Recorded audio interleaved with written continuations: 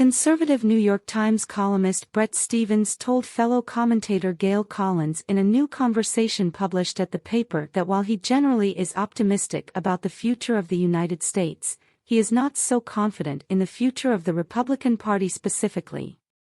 It's easy to get carried away with gloom, and America has a history of bouncing back from bouts of depression and disorder, said Stephens.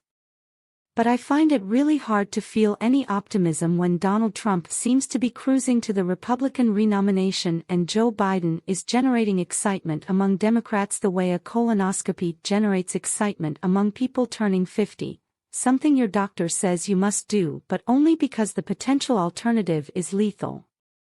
When it comes to the GOP's current state, Stephens continued, I read about the Republican Party the way I would about a former friend with whom I was once close but who tragically turned to a life of debauchery and crime in his demented old age.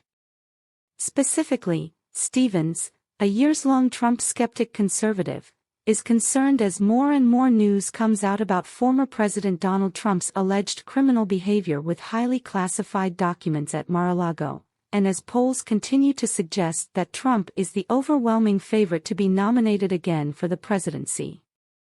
This comes as Florida Governor Ron DeSantis, the runner-up in the Republican race, caused an explosion of controversy after a super PAC affiliated with him put out an ad criticized by even members of his own party as virulently homophobic, and as even members of his own campaign say the numbers look grim.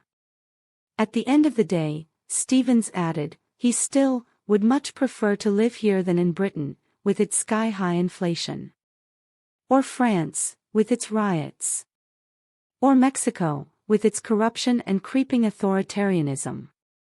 Or Canada, with its Justin Trudeau.